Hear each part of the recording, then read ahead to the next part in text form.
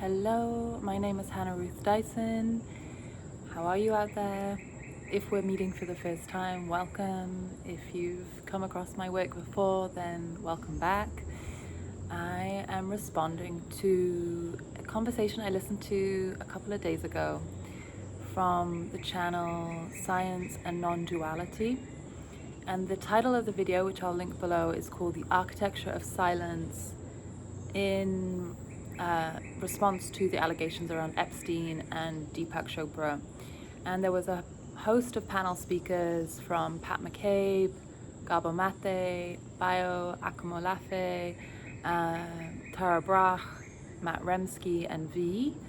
I think that was everyone who spoke. And I was very inspired by the conversation. It was a really rich conversation, and I found myself wishing I could join the conversation. I felt like I had so much that I wanted to speak to and add to the conversation, maybe add some anchor to it, and just bring out some more, because this has been a big part of my journey. I'll just share a little bit about my journey, because I entered into spirituality like many. I started going to yoga classes and then meditating, and opened up to a whole world of experience, and also very quickly witnessed a lot of the distortions and the just so much going on within spiritual communities, different traditions, different paths, and was always kind of observing and taking a lot of it in. And I witnessed quite early on the abuse and the power dynamics and the things that were happening.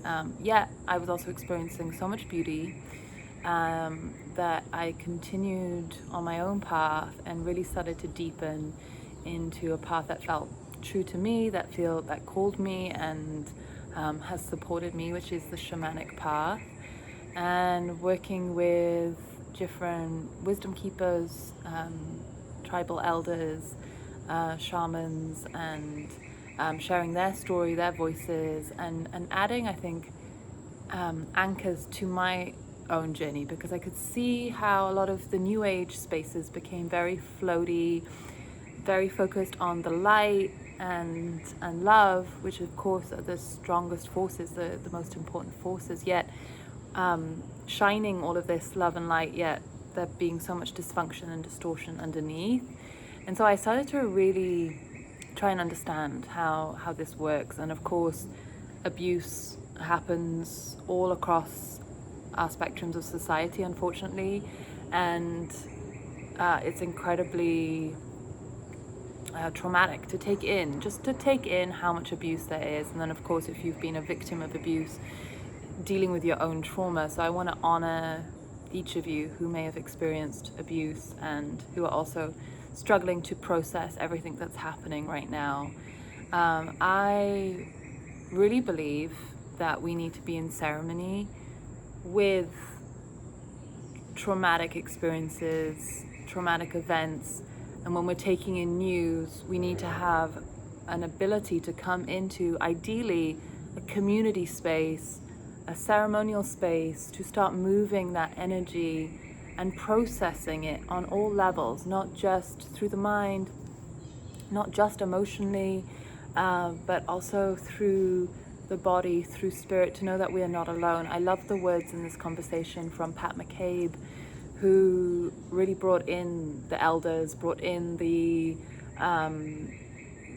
calling upon the guidance that we all need at this time beyond us. These ancient elders from the east, the west, the south, the north, and the multi-dimensional experience here. And I just want to highlight what I found the most important, crucial point that McCabe brought forward. And McCabe, if you don't know, is a Dene elder, and again, I'll link the conversation below so you can listen for yourself. But she shares that she really doesn't believe this is innate to humanity, abuse, rape. And there's so much dysfunction, distortion, illusion and trauma that gets passed on. And it's challenging because there's been abuse across all spectrums now of race, culture, tradition. There's, they mentioned Cesar Chavez, I guess the allegations that came out against him now since he's passed, and how the women didn't want to come forward because they didn't want to impact the movement, the activist movement. So much good was happening within that movement. And then this conversation of like, can we take the good from some of these spiritual leaders, or is it all tainted? And I think yes, and right, I think personally, yes, we can take the beauty. And so on my path, also to speak about my own journey, I've worked with many clients who are trying to understand possessive, manipulative experiences that they've had, which have also been with the most profound healings and transformations of their life. And this is always the thing that seems to mess people up the most. I experienced the most profound revelations, the most profound healing, the most profound transformation, and I also then experienced abuse, manipulation, some kind of addiction to this person, some kind of experience of being possessed, and trying to disentangle all of that is really crucial. And I believe you really can take the healing, you really can take the wisdom. I don't want to ever take away from people's experiences of beauty, of healing, of good, but to start to see more of what's going on, I started to guide people to disentangle and support that process, and really just to come into wholeness, into freedom, into beauty, into love, to feel the strength to continue on each of us on our paths, but to see the full picture. And first of all, I share in my teachings that, we all have blind spots. So once you recognize you have a blind spot, you can forgive yourself for not, immediately seeing what was happening, or waking up to it, or realizing what was happening perhaps to you or to others. But then once we do start to see, we have to then go through the process of also maturing. There's an opportunity for us also to develop a greater strength in how we navigate people and situations, and not putting all of our, all of ourselves, giving ourselves over to others in that way, and really taking care. We're still here to be in connection, to work with others, to trust others, but that takes time to develop trust, right? To cultivate that trust, and to take ourselves, really to cherish ourselves, to really take time with that process and honor that process. So again, the conversation in the Science and Nonduality conversation, it went into speaking out about some of the horrific things going on the planet, the wars, the genocides, horrific things, and this like the genocide that has happened to Native American people that's still not fully acknowledged or spoken to or honored, or rectified, healed. There's so much going on, and the thing I wanted to bring into that piece of the conversation was that, one, again, I believe we all need ceremony with this overload of information. We need to be able to process. I actually don't believe social media is always the best place. I do think it's amazing. I acknowledge that since so much of the mainstream media has failed us, social media has become a place to learn more about what is going on in certain situations. But I have friends who work in journalism who have been extremely traumatized by what they've had to report on and experience, who don't want to come onto social media and be bombarded by people who are just learning about a situation and just adding noise. And actually sometimes we're allowed to have relief. We're allowed to go to a place which is just about cooking, that's just about yoga, or it's just about clothing, or motherhood, whatever it might be, and just enjoy that content, that information. We don't need to be bombarded by 24-hour news cycles. And I will speak for myself personally. Early on in the experience with Palestine and Israel, there were images that were shared that I will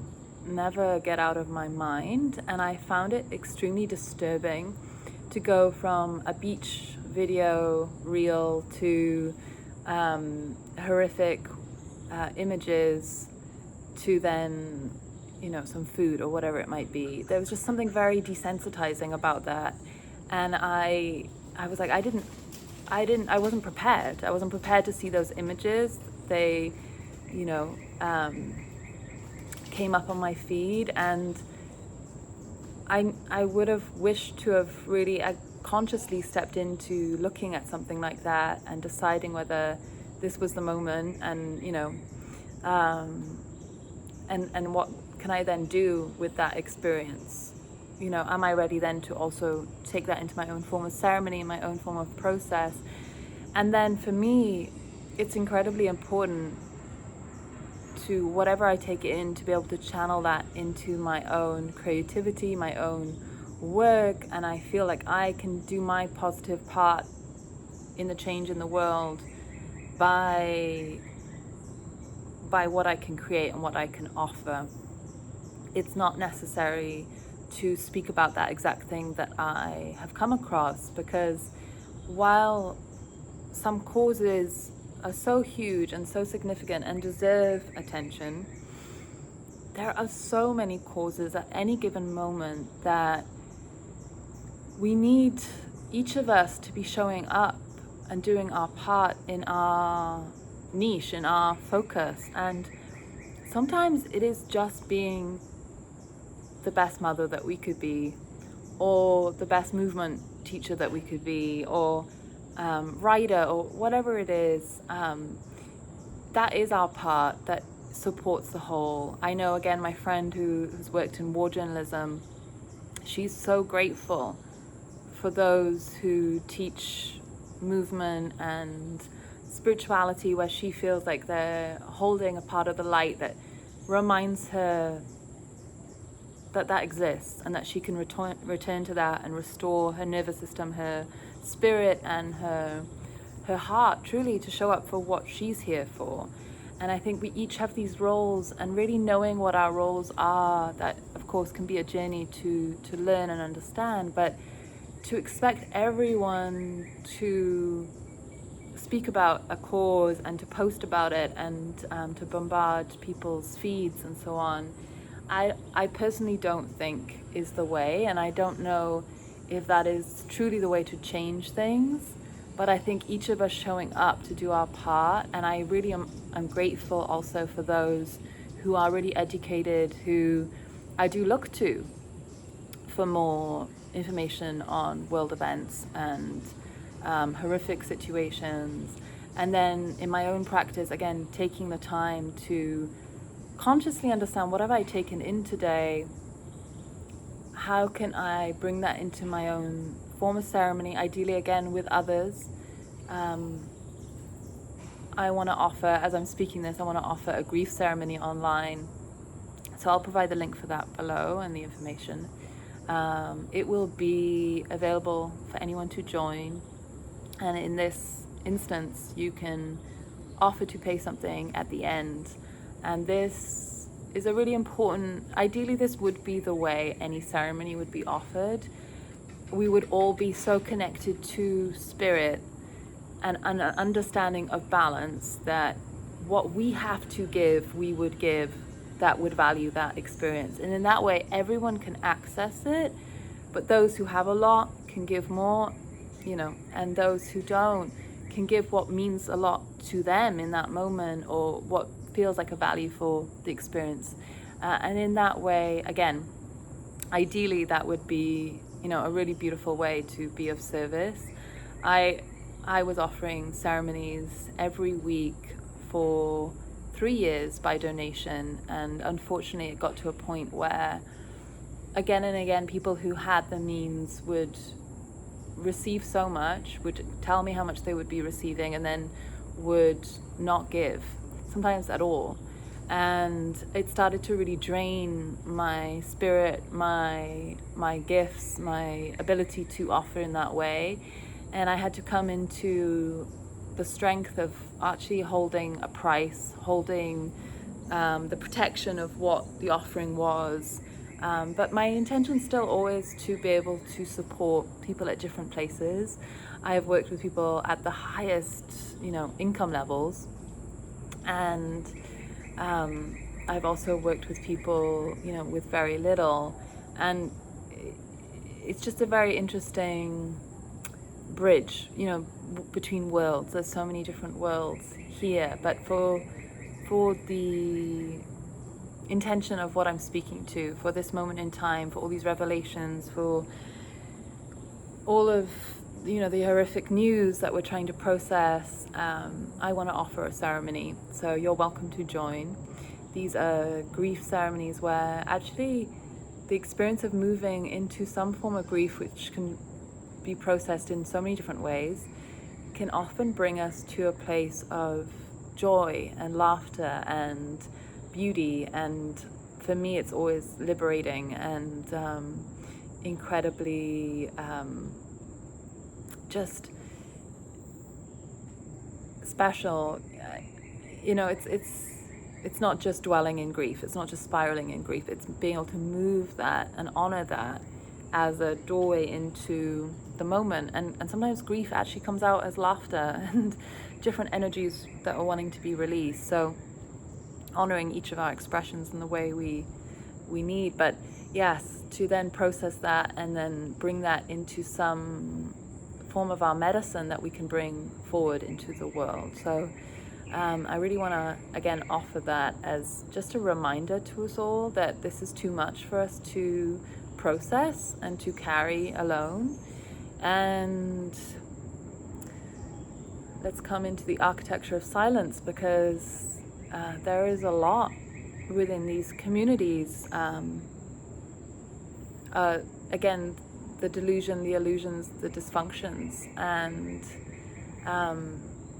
I love when Bayo was sharing, this feeling of rage, but then realizing you don't want to play the game of victim, perpetrator. I'm not speaking his direct words, but this is what I took from it, that you don't want to stay then in this call-out culture and go into this kind of dynamic of good ones, bad ones, and okay, those are now the bad ones, now these are the good ones over here. We all have light and dark within us, good and bad. And in fact, again, on my shamanic path, that is a deep part of the process. That is a deep reckoning of meeting the darkness within and without, looking at it, not turning a blind eye, not turning away from it, bringing it actually inside of me to understand, what is this within me that could do this? How can I then digest that and release that and bring it to a better place? Because the biggest teaching that I've come to, so I teach this energetic self-defense series, which is really about protection and seeing clearly, discerning and navigating spaces. And I'll have a workshop coming out soon here on YouTube for free, specifically for women navigating predatory male energies, because this has been one of my most popular workshops when I've taught live for years. And it's really through all the stories and stages of my own journey of understanding how to navigate energies that I didn't want coming, and how I, at times really felt small and like a victim or like prey, and then would nearly invite that energy to come in, and then just shifting things was so profound to realize, like, wow, I actually could make small shifts within me, and sometimes very subtle, and actually change dynamics and realize the number one principle, that anyone who is enacting abuse, anyone, is not inherently powerful. is in fact a very wounded individual. And we know the traumatized, can pass on that trauma and then become the abuser. The victim can become the perpetrator. Not always, obviously, but this is a pretty strong pattern. It is likely those who are being abusive or manipulative have been manipulated and abused themselves, and this is not something that's been healed, and then it gets carried out. But it's a certain type of power, right? There's a certain type of power when you have money, when you have influence, and there's many different types of powers, right? It can be charisma, beauty, strength, physical strength, and but there's a really deep inherent power that comes from the deepest source of love.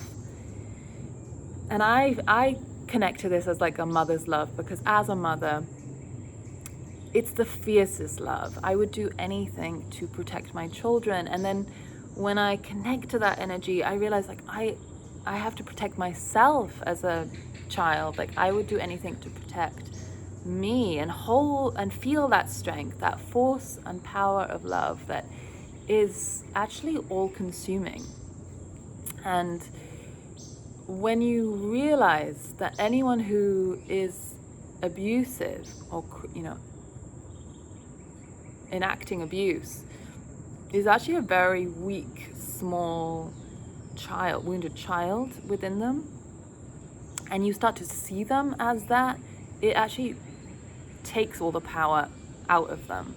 And so it's really important that we start to look at the so-called powers that are seemingly running things and carrying out such extreme levels of abuse, ritual abuse, to the extent that is unfathomable, unimaginable.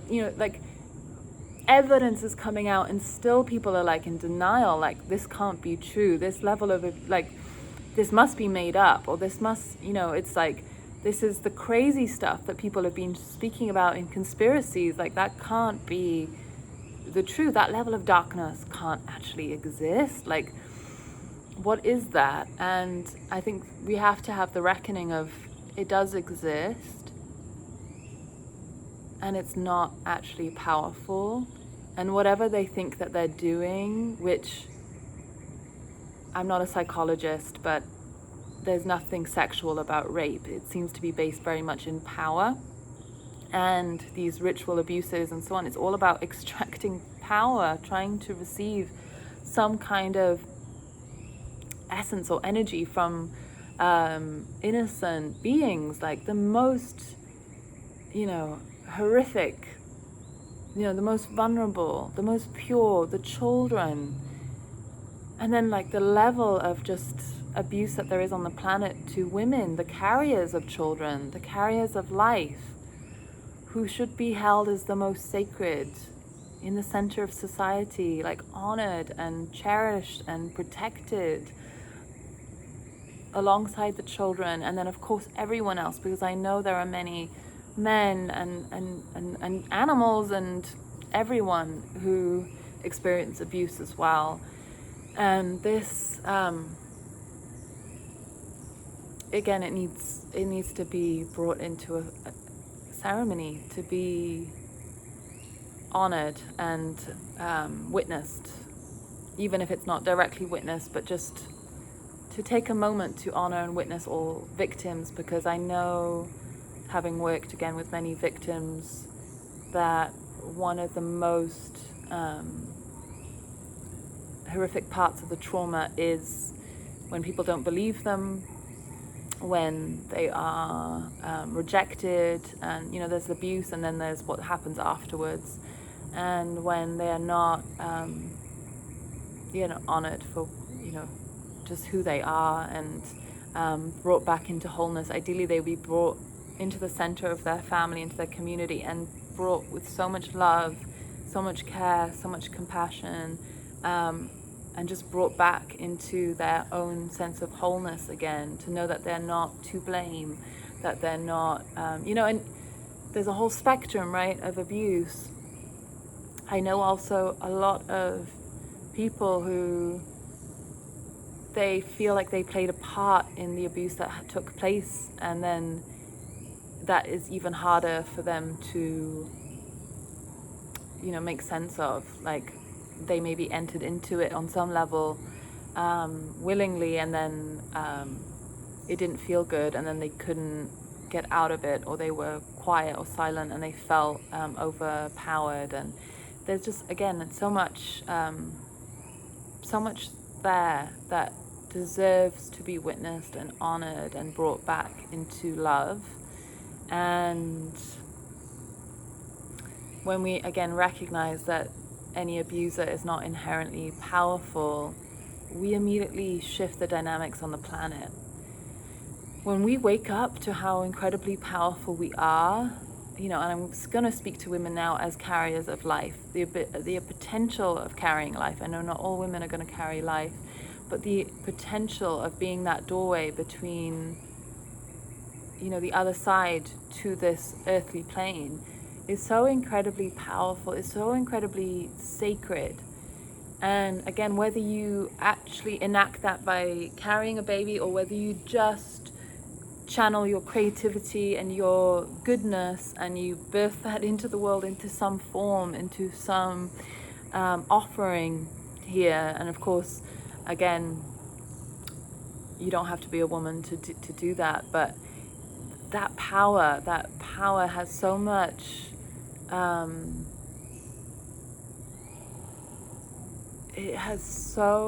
it's the kind of power that once you wake up to it, it's like the power from the deep earth. It's the power from, our connection to the cosmos. It's the power that can move mountains. It will rapidly transform how we relate to this. And of course, then we need to learn very quickly, if we're going to connect to our sacred powers again, if we're going to connect to the powers of, the deepest source of love, we have to immediately start to learn how to take responsibility, how to walk a path of integrity. And for me personally, this is taking time. And I have not been able to build a big audience or big brand or be in any rush with any of it, because there's been so much to learn along the way, so many mistakes, so much to strengthen and to become the woman I know I'm here to be.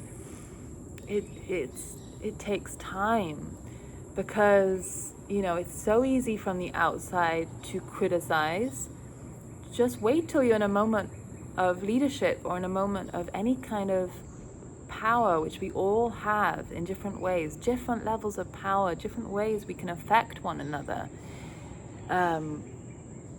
It's so important to then start to take responsibility with that and learn. And I don't think as a culture we're talking about it or being modeled what that looks like. But I'm grateful that I've had enough guides, elders, mentors, and just the recognition within myself. Like, the story that I often share is that the first ever yoga class I taught, I don't teach yoga anymore, but it was a part of my journey. And the first class I taught, I really felt in my element. I was offering such a beautiful class. I knew I was really ready to do it. My mentor saw that, and she was like, I'm giving you this class. You're ready to teach. And what blew me away was that 3 adults who were older than me waited after the class to ask me for life advice. And I was just there to offer a yoga class. But something like the light I was channeling, the wisdom, the teachings, whatever it was, somehow suddenly pointed to me as like I was someone that could be also a life counselor or a guide for them. And I remember just like, whoa, like how easily people can give you their power. And I could see this just moment of like, oh, I could probably give some good advice. I could probably offer something And I could start to build this aura of this wise teacher and this guide, and that's something I could start to feed. But it became a real moment, a real choice of like, I could also give them their power back. And I remember just immediately saying, I think you know. And as I held space for them, they did. And they came into their own realization, just speaking it out loud, the question or whatever it was, they could come into their own understanding. And because I know I made that choice that day, and I have continued to make that choice, which is not the way to build a quick business. You know, I could build a following, I could build a cult, I could become a guru on some level or a teacher on some level if I'd continued on that, you know, journey and inspired people, obviously, with my real gifts, with my real beauty and truth. But then took that on. I knew, first of all, inherently that would not be good for me on a soul level. And so let's just say it as well, like, for any teacher who starts to use that and build their aura and their following and their cult of personality, and it's not good for their soul. And you see it, like someone who has something really beautiful to say, and they suddenly get all this attention and fame, and then like, ooh, I'm just along for the ride now, like people are doing this to me, I'm just going to keep going. You can't always keep it up, and when it's not integrated, where you're not taking time to also check in with yourself and to really work through your own things along the way, it starts to fester underneath. It starts to become this dysfunctional stuff that starts to go on, these power dynamics, maybe some rage being let out on people, maybe some abuse. And this is how this stuff happens again and again and again and again. Of course, there's all those people who fed that, who wanted to be led so badly, like, tell me what to do. But there's the person who also just continued to allow that. And I think often of the archetype of like the witch in the woods and or the shaman who's on the edge of society, who's weird, who is not allowing for this cult to follow them around or to become obsessed with them and then to like feed off that. Like, they're like, my absolute purpose in this life, my mission in this life is to stay in connection between worlds, to be in deep relationship with the balance of all things, to be on this earth and to be in deep communication. And I have to stay clear as a vessel. And I will say for myself, it's a daily practice of clearing out, coming back into my feet on the earth and this connection I have around, within, and just checking in with that daily. And in some cases, like months or maybe a whole year to go into that process. Because then you stay true on your path. And unfortunately, our culture today, capitalist society is like a machine. It wants to continue to be fed. So you might have something special to share, and then you're being asked to like share more. And I often realize, like, can see it, where someone has had something really profound to share, and then they just become like this kind of hollowed out iteration of themselves, and nothing new is being actually contributed, nothing embodied, nothing that's truly from wisdom. It's like just regurgitation, it's just, I don't know what people want to hear. It's just more noise. We're like drowning in information. We don't need that much more information. We really need embodied wisdom and the kind of intelligence that is from living directly here on this earth.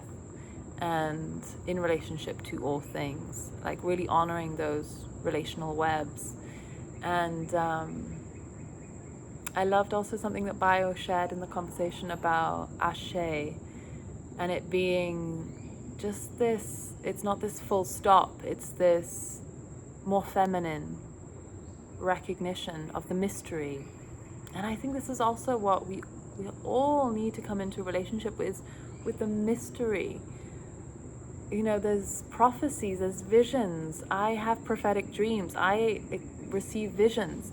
But they're not all to be shared. And they're also not all inherently true in the sense of like, this exactly will come to pass. But it's in some way a guidance tool or a messaging service to me on my path, or sometimes it's meant for others or to be shared in some way. But it's not about defining or controlling or containing or understanding it all. It's like there's so much beauty in the mystery.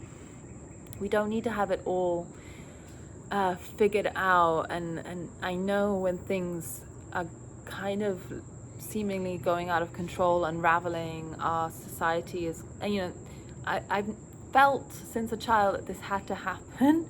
I didn't know how. I obviously don't want damage and destruction and pain, but I felt since a child that this could not go on the way it is been going on, and so it will unravel at some point. And it's just very difficult, right, when we're actually in the unraveling.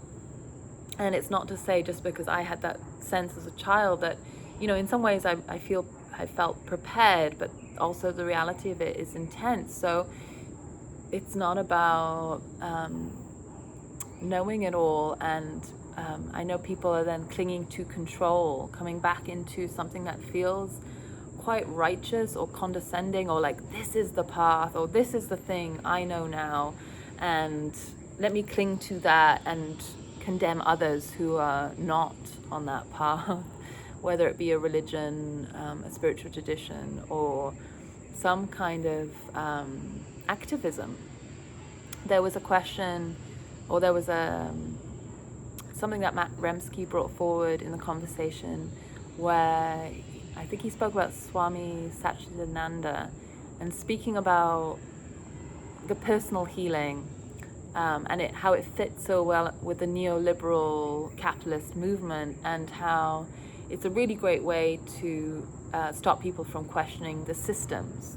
And it turned out this Swami was taking part in lots of abuse, so it also fits within that. Like, don't look at what's going on here, like focus on yourselves. And I've seen this happen in a lot of wellness spiritual spaces. There's like so much trauma healing or things going on, or things being brought up that no one is actually noticing what's going on with the people who are running those so-called healings, and are just kind of often re-traumatizing themselves, and just, you know, it hasn't at least seemed to me like it's being guided in the best way. But what I wanted to add when I heard him share that is that it has to be both, because those who are also in activist spaces, who are wanting to be part of these movements and so on, who then don't do their own self-healing, can add so much abuse and trauma also into the movements, and actually derail them, and cause sometimes more pain and suffering, when the original intention was to bring peace and transformation and healing, and bring it to a better place. And so there has to be both, right? We have to be in this process. Again, I am in a daily process with myself, and then wanting to show up for the bigger conversation. One of my portals of work is for women who want to change the world, because I really do in my own way. And I also know that is a process of my own journey. And actually, some of the most transformative people that I have met, that have transformed my life just by being in their presence, are so deep in their healing work, and their way of carrying themselves. The ripple effect of who they are is so beautiful. And it often feels humble, unassuming. It's not trying to get attention. It's not loud. It's not flashy. It's just these beautiful everyday people who are bringing love in their walk and beauty in what they're here to do, and just the way they see things and the way they interact with people. They can be these angels for people on earth, and we need this. So there's not one way to show up for the change in the world. Again, there's so many different ways, and sometimes it is directly in the muck, in the most intense pain, in the most horrific things going on. We need those people. We need to sometimes be those people at the front lines and in it. And when we're in that, we also need to be able to be restored and supported by others who are not in that. So again, just finding our path, finding our way. What are we called to? What are we gifted with? What have we experienced in this lifetime that can become part of our medicine? It's not to say that we would wish that to have happened to us, but it has. So now what can I do to support others with that? And that becomes then the beauty of it, because when you can relate to others who have experienced, there's certain levels of abuse and trauma that I will hopefully never understand. At this point, I don't understand on a lived experience in this lifetime. So I can offer what I can offer. And it's important that we each know what we can offer, because again, we all have a part to play. I feel like the more we can come into that and celebrate one another and not tear one another down, like Bayo said, like start to feed the same energy. It's like, it becomes so, just the energy of righteousness is inherently hypocritical, because we all have stuff. And again, when you recognize that, you are just humbled. You're humbled and you show up in the ways that you can, but you're not ever going to judge and call out others.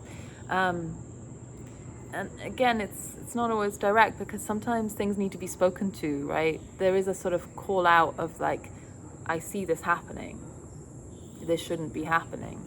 I feel like if we could all take the bravery of that into our personal lives, if we're witness to things. I often think of this moment when I was 16, and I was sitting with some people from my school, and this girl was outwardly being racist, and it was so shocking to me, because I'd never come across someone being openly racist.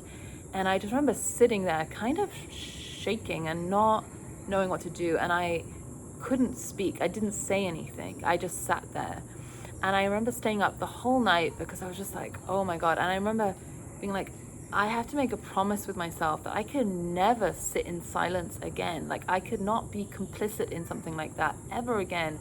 I have to find a way to speak or walk away and say, like, this is not okay. And that's it.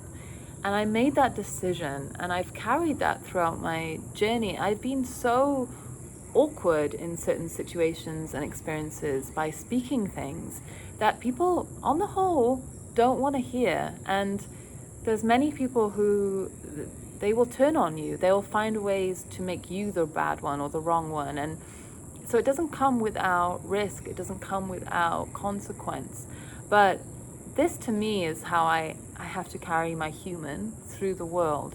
When it comes to the online spaces, it's like this, it's everything, right? And I am not going to spend all my time educating or calling people out if I see something or speak to them. But I've just seen enough people who do that, who are so hypocritical, who've been, the racial educator who is themselves racist, and the activist who is incredibly abusive behind the scenes, the love and light breathwork teacher who is incredibly manipulative and disturbing with his own wife. Like, I've seen so much hypocrisy in those spaces. So this is just a reminder for us all to take account, to take responsibility, to show up in the ways that we can, and to remember that we are all we all have the ability to access the deepest source of power, which is love. And it can sound soft, it could sound cliche, but it's actually the most powerful force. Time and time again, I found myself in such intense situations, such dark, disturbing, scary places, where sourcing from this power has allowed me to navigate so much and overcome so much. And again, I look forward to sharing my workshop here for you, and I want to offer it for free here, in terms of energetic self-defense, navigating predatory energies, in particular for women, but it could be really supportive for anyone, to really support as many people at this time who could maybe benefit from this information and experience, because we often hear about the victims, which is incredibly important, but we don't always hear the stories of how people got away, or how people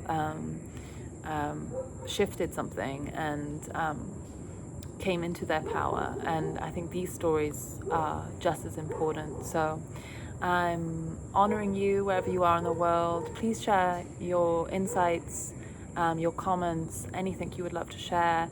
I would love to hear from you. What did you receive from this conversation? I feel like I could keep going and going and going, but I have a baby to tend to and the rest of my family to feed. So until next time, I'm sending so much love to wherever you are in the world.